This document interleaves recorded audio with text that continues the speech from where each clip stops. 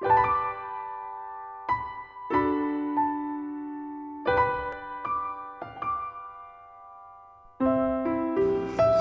Reis, no capítulo 5.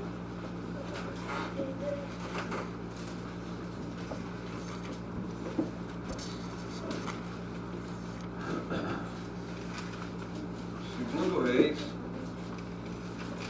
capítulo 5.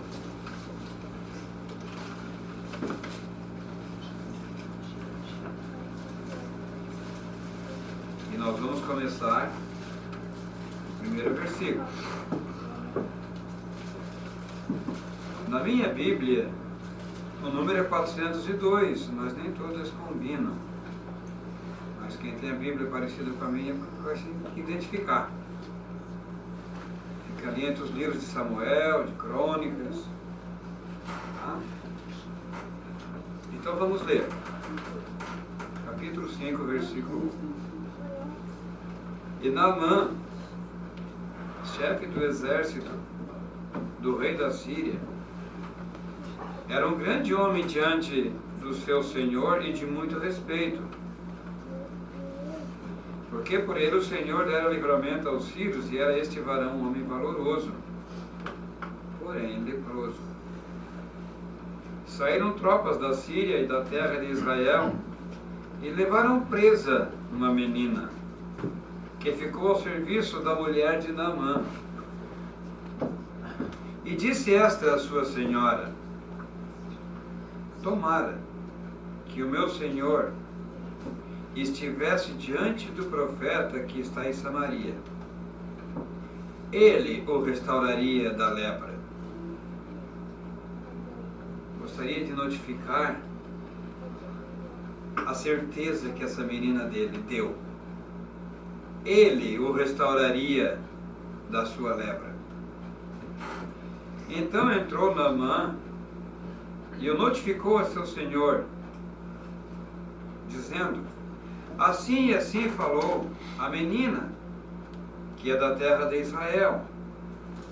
Então disse o rei da Síria: vai, anda, enviarei uma carta ao rei de Israel. E foi, tomou na sua mão 10 talentos de prata, 6.000 ciclos de ouro, 10 mudas de vestes. E levou a carta ao rei de Israel, dizendo: logo em chegando a ti esta carta, saibas que eu te enviei Naamã, meu servo, para que o restaure da sua lepra. E sucedeu que, lendo o rei de Israel a carta, rasgou as suas vestes e disse: sou eu Deus? Para matar, para vivificar? Para que se envie a mim para eu restaurar um homem da sua lepra? Pelo que deveras notar e peço-vos, e vede que busco ocasião contra mim. Sucedeu, porém, que enviando Eliseu, homem de Deus, que o rei de Israel rasgara, sucedeu, porém, que ouvindo Eliseu, homem de Deus, que o rei de Israel rasgara as suas vestes, mandou dizer ao rei: por que rasgaste as tuas vestes? Deixa ouvir a mim, e saberá que é profeta em Israel.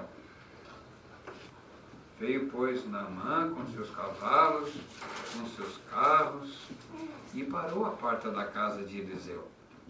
Então Eliseu lhe mandou uma mensagem, um mensageiro, dizendo: vai e lava-te 7 vezes no Jordão, e a tua carne te tornará, e ficarás purificado.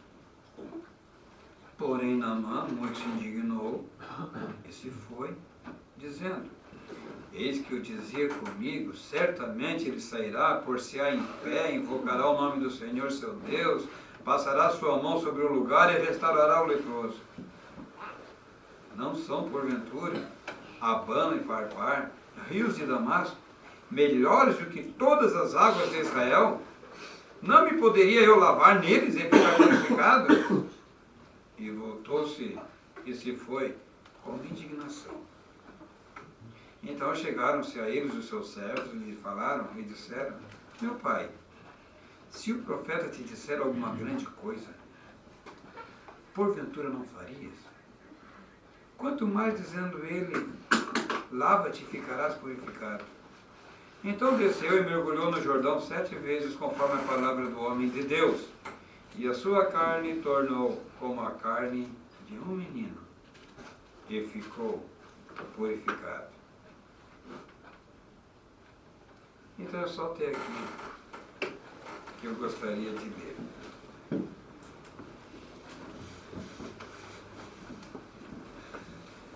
Às vezes a gente nota, quando se fala do Evangelho, quando a gente vê as pessoas ouvindo o Evangelho, diferentes atitudes. E coisas que acontecem com as pessoas. Eu, por exemplo, quando eu ouvi o Evangelho no salão pela primeira vez, eu saí convencido. Eu tive uma conclusão, graças a Deus pela conclusão que eu tive, que Deus me ajudou muito. O meu problema foram problemas que vieram de fora. Amigos, parentes, família, problemas que vieram de fora. Já ouvi pessoas não darem ouvido para o Evangelho. Não tinha problema com parente, com amigo, com família, mas eram pessoas que confiavam em si mesmo. Eram pessoas que tinham dinheiro e achavam que isto solucionava o problema. Então a gente nota e a gente vê pela experiência as atitudes da pessoa. No caso de Naamã, desse homem que nós lemos aqui, ele não tinha problema financeiro. Com relação aos de fora, ao contrário, a gente vê que as pessoas apoiavam aquele homem. Não teve pedra de tropeço com empregado, com escravo, com família. Mas o problema dele estava dentro dele. Então você pode perceber que este homem estava à beira da morte. Ele estava com um pé na tampa do caixão. E Deus estava ajudando ele de todos os jeitos. E aquele homem estava com um problema interno. Ele estava sendo o próprio problema dele. No entanto, que nós vemos de nenhum parente, nenhum amigo interferindo na atitude ou na decisão dele. Mas o orgulho quase que levou este homem para o inferno. A autossuficiência e determinados limites de poder quase que foram determinantes para a condenação deste homem. Nós lemos que ele era um homem de muito respeito pelos esforços dele, pelo trabalho dele, um homem de uma liderança enorme, um homem que tinha um poder de administração, um homem que ocupava um cargo elevadíssimo na nação. Então a própria palavra de Deus diz que ele era um homem de muito respeito. Ele era um homem de muito valor. Mas é interessante como Deus descreve o problema dele. Porém, leproso. O que significa isso? Que aquele homem estava breve, bem breve, de terminar o seu poder, terminar o seu caráter de respeito, de um grande homem de muito respeito, de terminar todo o seu valor, porque sabe, prezados ouvintes, exatamente no caixão termina tudo isso. Exatamente na hora que a pessoa suspirou pela última vez aqui, terminou as suas qualidades terrenas. Se ele foi um bom homem, terminou ali. Se ele foi um homem letrado, terminou ali. Como aconteceu aqui. Por que Deus diz, porém, leproso? Porque a lepra não tinha cura. E o leproso só tinha um fim com data marcada, morrer. Então, um homem valoroso, porém leproso. Um homem, em outras palavras, condenado à morte. Um homem já sentenciado à morte. Quem sabe não era um homem muito velho. Quem sabe não era um idoso. Um homem de meia idade, talvez. Porque hoje nós percebemos pessoas que estão ocupando cargos importantes na nação, não são pessoas idosas. São pessoas de meia idade, 40, 45, no máximo 50, ou bem mais cedo do que isso. Mas esse homem estava condenado à morte. Se nós começarmos a pensar na nossa reunião, esquecer a situação lá fora, mas nos ocuparmos com esse pensamento, sabe, prezados ouvintes, cada um aqui pode fazer uma análise de si, pode fazer uma pesquisa. O que é que você é? A importância que você tem para o Sombrio? A importância que você tem para a sua família, para a sua esposa, para os seus filhos? O trabalho que você desempenha? O quanto o seu patrão depende de você? Você pode achar tudo muito bom, de boas qualidades, mas você pode chegar no fim e chegar a essa conclusão: perante Deus, eu estou condenado. Como esse homem, um grande homem, porém condenado à morte. Então, prezados ouvintes, esta é a realidade que nós começamos a aprender nessa passagem aqui. Todos pecaram e destituídos estão da glória de Deus. Todos pecaram. Então, você tem pecado contra Deus. Você é um pecador diante de Deus. Prezados ouvintes, eu não quero que você leve para o pensamento de que você está sendo ameaçado. Não é isto. Nós queremos lhe ajudar pela palavra de Deus. Qual é a sua condição espiritual diante de Deus? Porque para nós, para a sociedade, você é uma pessoa boa. Mas o que nós queremos, quando nós abrimos esse livro, nós não estamos nos confrontando com a sociedade. Nós estamos nos confrontando com Deus. Em outras palavras, Deus está se lixando. Deus não está nem aí para a política do Sombrio, para o desempenho do Sombrio que o prefeito está fazendo. Agora, com a tua alma e com a alma das pessoas, Deus está preocupado. E Deus tem interesse nisso. Deus tem interesse, prezados ouvintes, na tua alma, como Ele teve interesse em Naamã. Como que Deus teve interesse em Naamã? Quem é que estava indo com eles?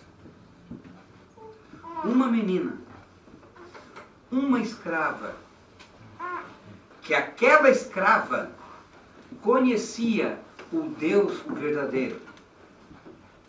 Aquela escrava, ela sabia de um homem que Naamã não sabia, que ninguém daquela nação sabia, que a mulher dele não sabia.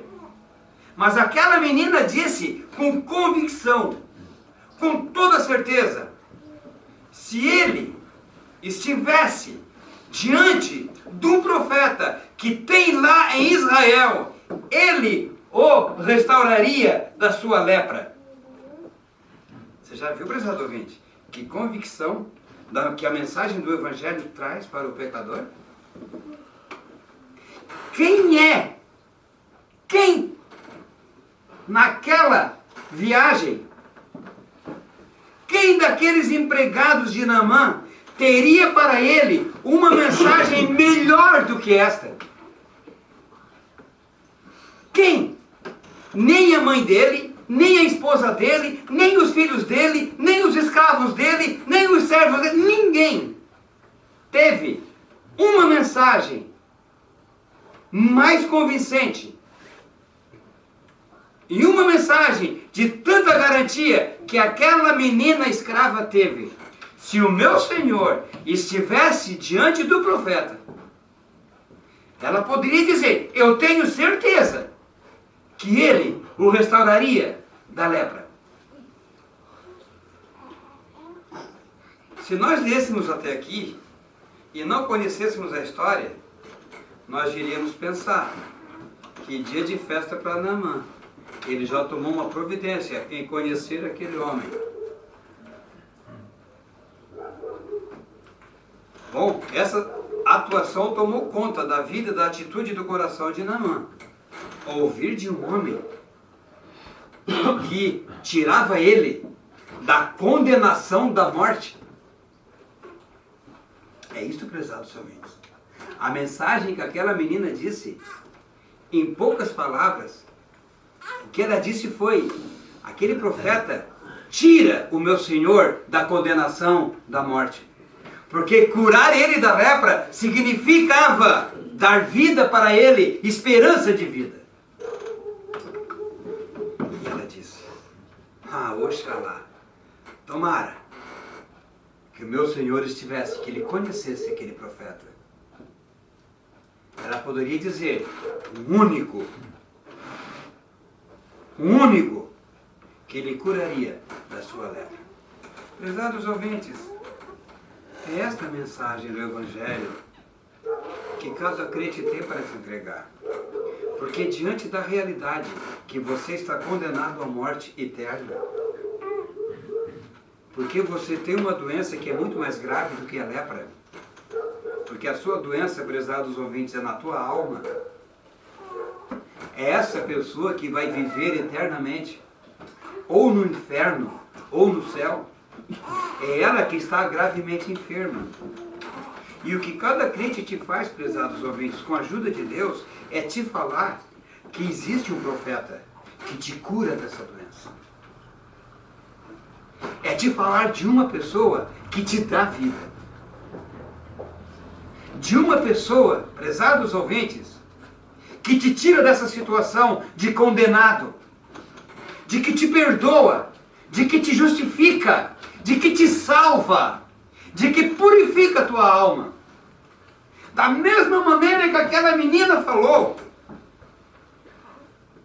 Se você falar com cada crente, seja irmão, seja irmã, ela vai te falar de uma pessoa, vai te falar a mesma coisa. Tu estás condenado à morte, tu pode ser uma pessoa boa, porém estás gravemente doente por causa do pecado. E pode dizer: oxalá, que bom que você conhecesse o Senhor Jesus Cristo. O que é que a palavra de Deus te diz acerca dele? Ele sara a tua alma. Ele purifica os teus pecados. Ele te perdoa, prezados ouvintes, e ele te tira da condenação eterna. Bom, mas teve um caso aqui. A mensagem foi entregue. Não teve uma reunião de pregação, não teve uma série de pregações, não teve ministério nem estudo bíblico. A menina deu o recado dela. O que é que faltava agora? Naamã, agora a atitude é tua. Agora tem a tua parte. E aí, prezados ouvintes, nós vimos aquele homem pedindo carta para o rei. Nós vimos aquele homem preocupado em levar presentes para o profeta, em juntar dinheiro, valores para dar para o profeta. Nós vimos aquele homem agora ocupado em agradar o profeta. Aquele homem, enfim, cresceu dentro dele o orgulho de uma maneira tal que parece que Deus devia obrigação para ele. A impressão que nós temos é que na cabeça de Naamã, Deus tinha obrigação de curar ele. De que ele era tão bom, ele era tão valoroso, que Deus era obrigado a curar ele. Pesados ouvintes, aquele homem entrou na contramão e quase que acidentou-se fatalmente. Quase que aquele homem se perdeu. No entanto, que até o rei de Israel pegou aquela carta, pegou tudo aquilo. Sou eu, porventura, Deus? Pois é. Então nós começamos a ver que Naamã começou a agir errado. Totalmente errado. Sabe, prezados ouvintes, as pessoas ouvem do Evangelho. Quantas pessoas que conversam entre amigos e parentes e vizinhos e dizem, olha, o que eles falam no salão, eles têm razão. Realmente. Eles pregam o Evangelho. Eles falam da salvação. Mas você está indo na contramão. Tem muitas pessoas que apresentam as suas obras, a sua religiosidade. Tem muitas outras pessoas que acham que isso é um assunto para daqui mais um tempo. Outras pessoas estão baseadas numa boa religião que dizem ser. Outras pessoas acham que o seu valor, e muitos acham até que Deus é obrigado a achar um cantinho para eles no céu. Sabe, prezados ouvintes, a gente vê neste homem aqui um quadro perfeito de um pecador quando ouve o Evangelho. Ele começa a esboçar os seus pensamentos, as suas atitudes, e ele não se convence de que ele é um pobre, miserável e perdido pecador. Que ele tem que reconhecer isto. Naamã começou errado. No entanto que Eliseu nem se apresentou na presença dele, mandou alguém dizer, vai, lava-te 7 vezes no Rio Jordão. Lava-te 7 vezes no Rio Jordão. Nós vimos um homem indignado. Naamã se enfureceu com aquilo. Ele imaginava que iria ter uma cerimônia, que pelo fato dele ser um homem valoroso, aquele profeta iria receber ele, iria fazer um grande espetáculo, na presença de muita gente, colocar a mão sobre a sua cabeça, e daí então ele sararia. Não, não é como tu quer, é como Deus quer. Sabe, prezados ouvintes, não é diferente com você. Você quer ser uma pessoa salva? Não é como você pensa. Os nossos pensamentos não são os pensamentos de Deus. Os nossos caminhos não são os de Deus.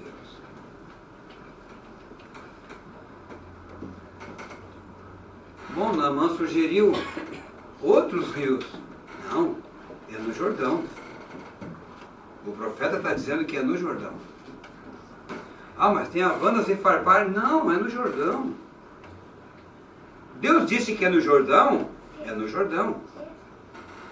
Ah, prezados ouvintes, quem sabe para você é uma loucura a palavra da cruz, mas é na cruz. Se você não chegar arrependido e humilhado aos pés da cruz, aonde pela fé você vai ver um santo Filho de Deus morrendo, derramando o seu precioso sangue, você está como Naamã, querendo sugerir ideias para Deus. Deus não aceita as nossas ideias.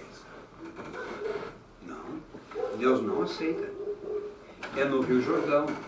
Tá, mas e por que 7 vezes? Porque Deus mandou 7 vezes. A palavra de Deus foi 7. 6 não serve, não, é 7. Até que os próprios servos de Naamã intercederam por ele. E ele obedeceu.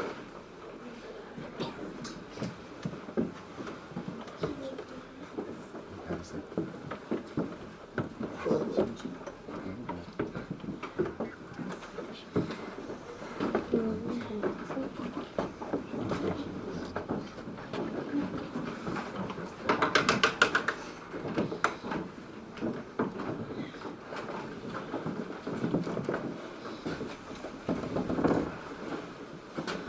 próprios servos de Naamã intercederam por ele.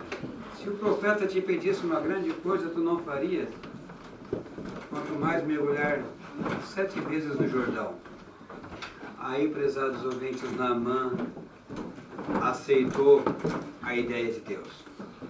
Aceitou a ordem de Deus. E lá foi Naamã no Jordão.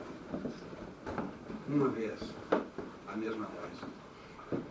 2 vezes, a mesma coisa.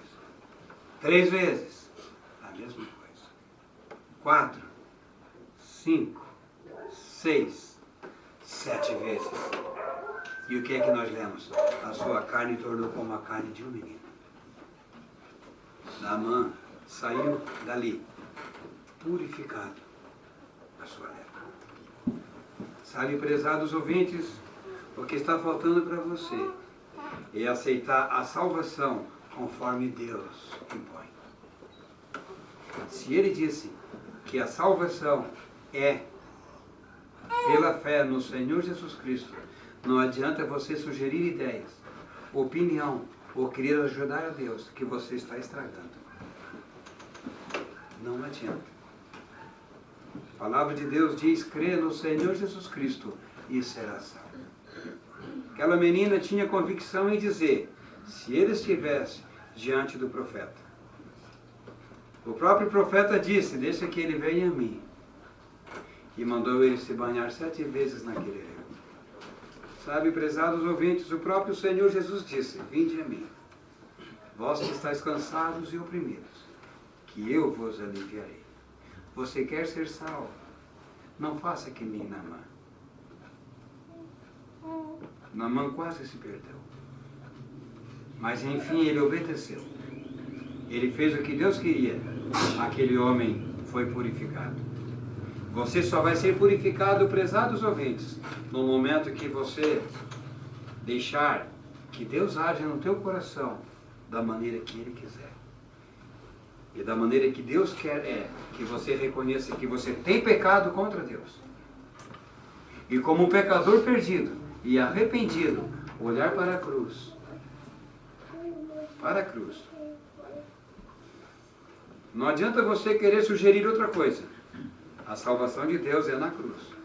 A purificação de Naamã era em Damasco. Era lá no Jordão. Poderia ter outros rios muito mais bonitos e belos. Mas era no Jordão. Então, prezados ouvintes, fora de Cristo, não há salvação. Aproveite essa noite.